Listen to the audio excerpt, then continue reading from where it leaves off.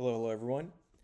Today we'll go beyond the classical textbook ECG changes of acute coronary syndrome and dive into atypical and subtle patterns that can be easily missed in real-life practice. These patterns often signal high-risk lesions such as proximal LAD, left main, or posterior involvement. And early recognition can be life-saving. Hopefully, by the end of this review, you'll feel more confident spotting these clues and linking them to their underlying coronary anatomy and clinical urgency.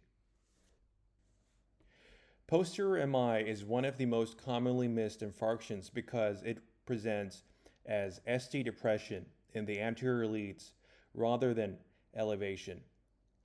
The mechanism usually involves the posterior descending artery, often a branch of the right coronary artery or left circumflexa. Clinically, posterior infarction can present with sinus arrest or AV block due to ischemia of the conduction system. ECG clues to look for includes horizontal ST depression in V1 to V3, tall R waves, and upright T waves where you would expect inversions or discrete T waves. To confirm, place posterior leads V7 to V9, and if you find ST elevation that is equal to 0.5 millimeters or greater, then it would confirm the diagnosis.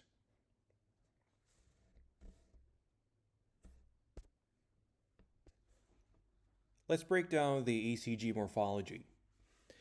The horizontal ST depression in V1 to V3 represents reciprocal changes.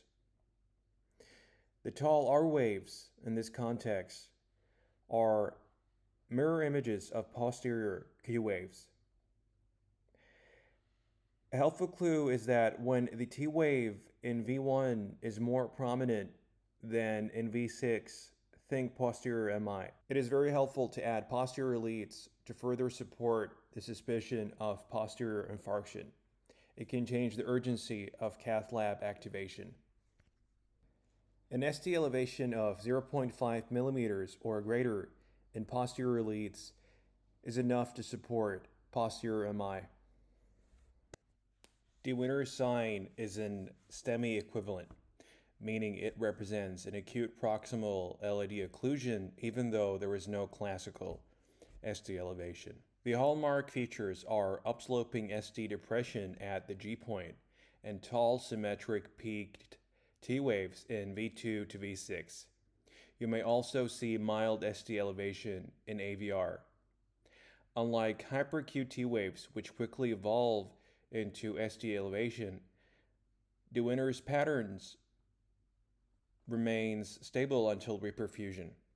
The danger is that this ECG can be mistaken for a non-STEMI, delaying PCI. So in summary, when you see these tall symmetric T waves with ST depression in the anterior leads, treat it like a STEMI and call the cath lab. Here you can see the upsloping ST segment depression leading into a tall T wave. These T waves are striking, broad-based and symmetric, a clue that differentiates them from benign early ripolarization or hyperkalemia. It's also a good reminder that not all LAD occlusions look classical, like anterior STEMIs. Some hide behind these subtle upsloping patterns. Wellens syndrome is a pre-infarction warning sign, representing critical LAD stenosis when the artery is transiently open. Importantly, the patient is usually pain-free when the ECG shows these T-wave changes. Two patterns exist. Type A involves biphasic T waves in V2 to V3, initial positive and a terminal negative end. Type B involves deep symmetric T wave inversions in V2 to V4. There is no ST elevation or Q waves. Here is the progression in ECG pattern as the ischemia progresses. The biphasic pattern often appears first and can evolve within hours to the deep symmetric inversion. Notice, there is no Q wave or ST elevation. That's why it's easily missed if you don't know what to look for. Always check the history. If the chest pain has resolved and the ECG looks like this, it's probably not benign, it's Wellens. Elevation in AVR with diffuse ST depression is one of the most ominous ECG findings in ACS. It usually represents left main coronary artery occlusion, proximal LAD, or severe triple vessel disease, all high-risk situations. The key pattern is ST elevation in AVR that is equal to or beyond 1 millimeters, often greater than in V1, combined with widespread ST depression in the other leads.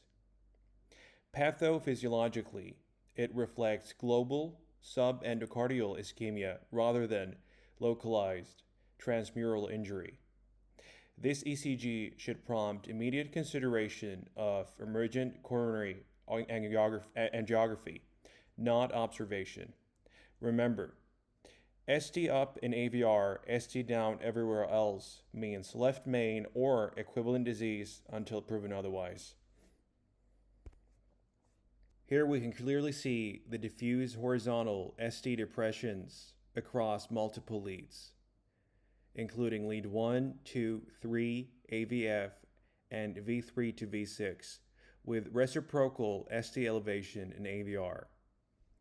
The more pronounced the AVR elevation, the worse their prognosis.